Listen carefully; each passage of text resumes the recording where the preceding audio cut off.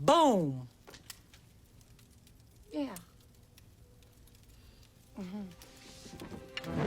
Why Did I Get Married didn't follow Tyler Perry's rules. It threw them out. No Medea, no sermons, no safety net. Just four couples ripping each other apart in a mountain cabin. One actress crashed a private dinner just to steal a role that was already cast. One speech about cheating started a debate that therapists are still having today. And nearly 2 decades later, a third movie just got announced. These are 15 weird facts about Why Did I Get Married, and the bonus, a character that still haunted Star 20 years later. Get comfortable, this retreat gets messy. Number 1. Tyler Perry waited for Janet Jackson.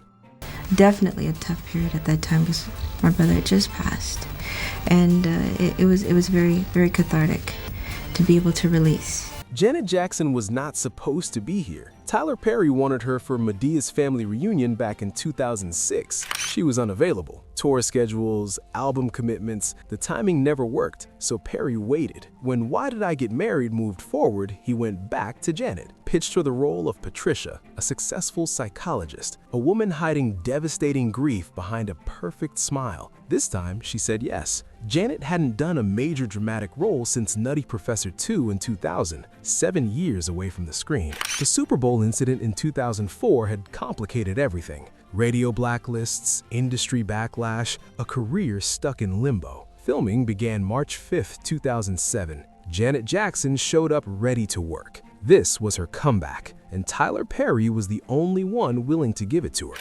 Number 2. Tyler Perry's stage play origin. The movie started on a stage. Tyler Perry wrote the play. The production toured nationally for years, packed houses in every city. Perry's stage shows were printing money. Medea Goes to Jail, Medea's Family Reunion. His audience knew exactly what they were getting. But this one felt different. 4 couples examining their marriages in a mountain cabin. No wigs, no guns, no grandmother in a housecoat screaming at people. The DVD of the stage play dropped in 2006. It sold a lot. Perry saw something bigger, a real movie, not a filmed stage play, an actual Hollywood production with A-list talent. He took the risk. Lionsgate backed him. The rest became history. Number 3. Janet's third consecutive #1 opening. Janet had laid aside superstar status and just came to work, and it was unbelievable the way that The gamble paid off. Why Did I Get Married opened at #1, $21.4 million. First weekend, over 2,000 theaters. That made 3 in a row for Janet Jackson. Poetic Justice in 1993, #1 opening. Nutty Professor 2 in 2000, #1 opening. Now this, 3 consecutive films debuting at the top of the box office. One of the only musicians in history with that streak. Critics were mixed, called her performance soft authority. Some said charming yet bland. Audiences didn't care about critics. They showed up, they bought tickets. They made Janet Jackson a box office draw again. 7 years of industry exile, 1 Tyler Perry phone call. Everything changed. Number 4. Jill Scott's feature film debut.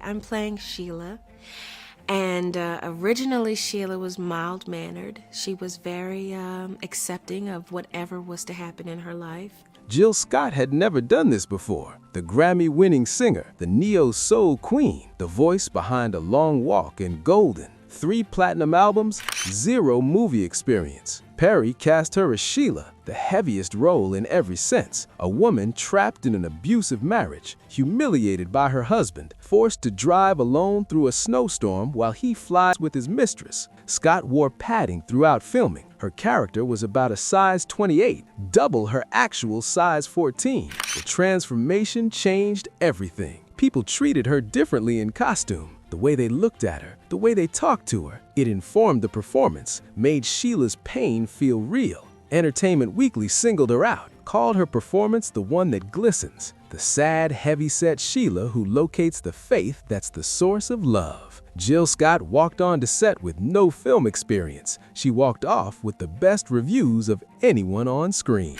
Number 5. Tasha Smith almost lost the role. Tyler wasn't hiring me for Why Did I Get Married. Okay. And he had already cast the movie. Everything was already cast. And I read it, and I, had went to dinner with him, and I was like, well, who the hell is playing Angela? Angela almost belonged to someone else. Tyler Perry had already hired another actress. Different energy. The deal was done, signed, and sealed. Tasha Smith found out anyway. She learned every single line, memorized the entire script. Then, she showed up to dinner with Tyler Perry, just the two of them, a casual meal between friends. Except, it wasn't casual. She started reciting dialogue, full scenes, character voice, everything. Perry stopped her mid-sentence. Are you trying to audition right now? Are you trying to get this other actress out of the way? Smith didn't back down. The other actress fell through weeks later. Different project, scheduling conflict. The role came back around. Tasha Smith got Angela, the loud one, the jealous one, the woman who checks her husband's mileage and compares it to MapQuest distances, the character that would define her entire career, and she almost never got the chance. Quick pause. This is a movie that broke every Tyler Perry rule and still opened #1. If you want more deep dives into films that rewrote the playbook, hit that subscribe button. Now let's talk about what happened on set. Number 6, boom, was improvised. Boom! That word wasn't in the script. Tasha Smith made it up on the spot. During the dinner table scene, Angela explodes on her husband Marcus, accuses him of cheating, gets in his face, and right in the middle of the argument, Smith just yelled it. Boom! One syllable, pure instinct. Tyler Perry kept the camera rolling. He knew immediately. That was the take. But getting there wasn't easy. Smith actually fought Perry on the dinner scene at first. She didn't want to go that big, thought it was too much. Perry pushed her, told her to trust the moment. She let go, and what came out was something nobody planned. A catchphrase that would outlive the movie itself. People still yell it today, in arguments, in memes, in random conversations when they want to make a point. Tasha Smith didn't know she was creating a cultural moment. She was just acting. Sometimes that's all it takes. Number 7, Janet's NAACP comeback. Thank you so much. This is such an honor. I was really not expecting this. Thank you so much. February 2008, 4 months after the movie opened, Janet Jackson walked onto the stage at the NAACP Image Awards. They called her name for Outstanding Supporting Actress in a Motion Picture. She won. This was bigger than a trophy. This was validation. The Super Bowl incident had cost her almost everything. Radio stations blacklisted her music, award shows stopped inviting her, the industry that built her suddenly acted like she didn't exist. For 4 years, Janet Jackson was treated like a problem to be avoided. Then, Tyler Perry cast her. Then audiences showed up. Then, the NAACP recognized what everyone else refused to see. Janet Jackson could still act. She could still draw a crowd. She could still win. It was her first major acting award since the Poetic Justice era back in the early 90s. Over a decade between trophies, all because of one wardrobe malfunction that somehow became her fault alone. The NAACP win didn't erase what happened, but it reminded people that talent doesn't disappear just because the industry gets nervous. Number 8, Tasha Smith and Michael Jai White's real relationship. Tasha, I've known Tasha for over 20 years. We've been like the best of friends. Here's something most people didn't know. Tasha Smith and Michael Jai White were already together before filming started. They'd been dating for 10 years, a whole decade of real relationship before they ever played Angela and Marcus on screen. And here's the twist. They never fought in real life. Not once. All that screaming, all that jealousy, all those accusations about cheating and lies and broken trust, that was pure performance. Off camera, they were calm, supportive, completely undramatic. The chemistry audiences saw wasn't manufactured. It was real intimacy being redirected into fictional chaos. Smith knew exactly how to push White's buttons because she knew him better than anyone. White knew exactly how to match her energy because he'd seen it for years, just never aimed at him like that. Playing a toxic marriage when your real relationship is solid takes a different kind of skill. You have to separate the performance from the person. They did it so well that audiences assumed they hated each other. The opposite was true. Number 9, Colorado setting, Canada filming. The movie takes place in the Colorado mountains. Snow-covered cabins, pine trees everywhere, that crisp Rocky Mountain air. 4 couples escaping their problems in a winter retreat. The whole aesthetic screamed Colorado. They never went there. The entire production was filmed in Canada. Whistler Blackcomb Ski Resort in British Columbia doubled for the mountain retreat. Vancouver handled the interior scenes. Pemberton filled in for the scenic drives. The only American locations were in Atlanta and Agnes Scott College in Decatur, Georgia. Those handled the non-mountain sequences. It's a common trick in Hollywood. Canada offers tax incentives that American states can't match. Productions save millions by crossing the border and pretending they didn't. Most audiences never notice. The snow looks the same, the mountains look the same, and unless someone tells you, Colorado and British Columbia are basically interchangeable on screen. Tyler Perry got his Winter Wonderland. He just got it for cheaper than Colorado would have cost. Number 10. Tyler Perry removed the church scenes. The stage play had church scenes, lots of them. Characters finding God, characters being saved, characters learning lessons through scripture and prayer. That was the Tyler Perry formula. Spiritual redemption baked into every story. The movie cut almost all of it. Perry made a deliberate choice to pull back on the religious elements. He wanted the film to reach what he called a whole nother spiritual level. Not through sermons, through honesty. Through watching these couples confront their own failures without a pastor telling them what to do. Perry admitted his writing had improved since the stage version. He didn't need the church scenes as a crutch anymore. The characters could find their own way. The drama could breathe without stopping for a message. Critics noticed. They called it his most mature work. Less preachy, more human. The couple still found redemption by the end. They just found it through each other instead of through a building. For a filmmaker built on faith-based storytelling, removing the church scenes was the biggest risk of all, and it worked. Number 11. Script reading with stars. I love the script. I fell in love with the script that you had written. Before cameras rolled, Tyler Perry gathered a room full of actors, some established, some brand new. He wanted to hear his script out loud, wanted to see how it landed with performers who understood the culture he was writing for. The room included names that would blow up in the years that followed. Tracee Ellis Ross was there. This was before Blackish, before she became one of the biggest names in television comedy. She sat in that room reading Tyler Perry's words before most of America knew who she was. There were rappers in the mix too, artists trying to cross over into acting. Perry didn't just want Hollywood voices, he wanted the full spectrum of black entertainment, weighing in on whether this story felt true. The reading wasn't about casting, it was about testing. Perry wanted to know if the emotions hit, if the dialogue sounded real, if four couples arguing about love and betrayal would connect with the audience he was trying to reach. The room gave him his answer. The script worked. Now he just had to make the movie. Number 12. Box office domination.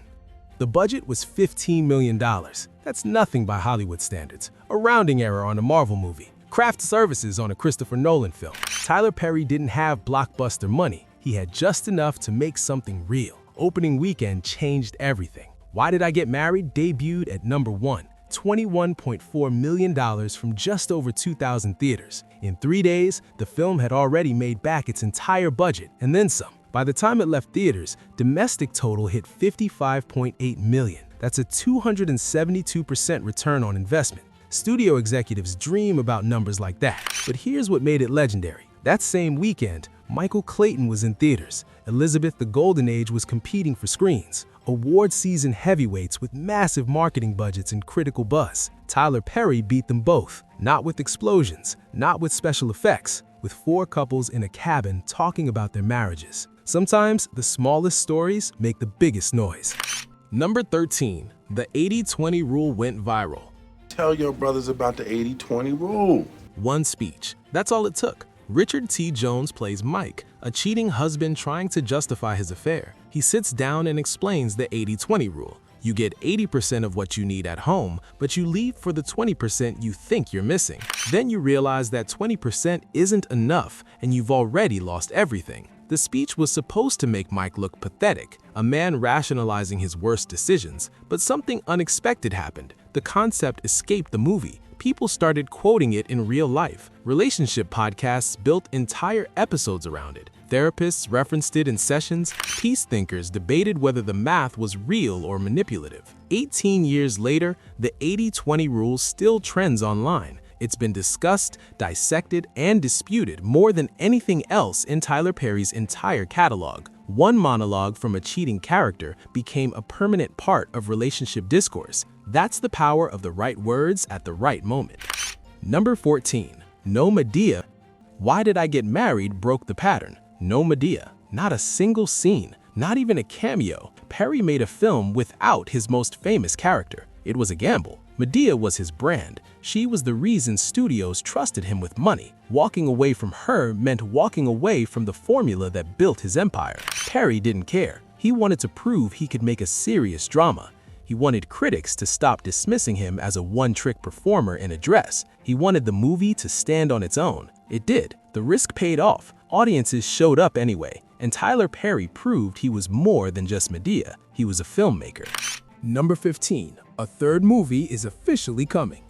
It took nearly 2 decades, but it's happening. Why Did I Get Married Again is officially in development. Tyler Perry announced the 3rd installment and the original cast is returning. Jill Scott, Tasha Smith, the couples are coming back to finish what they started. The first film opened in 2007. The sequel dropped in 2010. Then, silence. Fans waited. They asked about it in interviews. They posted about it online. They assumed it was dead. Perry never confirmed anything. He moved on to other projects, other franchises, other Madea films. The married couples stayed frozen in time.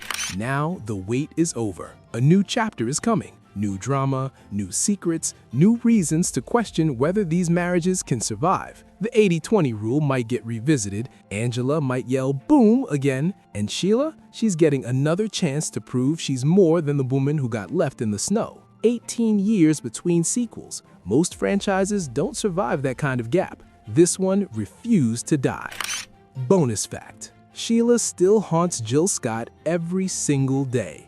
Jill Scott still can't escape Sheila. Nearly 20 years later, someone mentions that character to her almost every single day. Strangers walk up saying, "Jill, you let that guy treat you like that?" She has to remind them that was acting, but the role stuck. Sheila became bigger than the movie, bigger than the performance. A character so real that audiences forgot she wasn't. Scott gave one performance in her first film ever, and it followed her for 2 decades. People don't ask about her Grammys, they don't ask about her platinum albums. They ask about Sheila. They ask why she stayed with Mike. They ask how she let him treat her that way. The character became inseparable from the woman who played her. That's the price of doing something unforgettable. You never get to leave it behind. Why Did I Get Married was supposed to be a risk. No Madea, no church scenes, no safety net. Just 4 couples and their broken marriages. It opened number 1. It made Janet Jackson a box office draw again. It launched Jill Scott's acting career. It gave Tasha Smith a catchphrase that outlived the decade. And it started a cultural conversation that never really ended. Some retreats end with closure. This one ended with a legacy.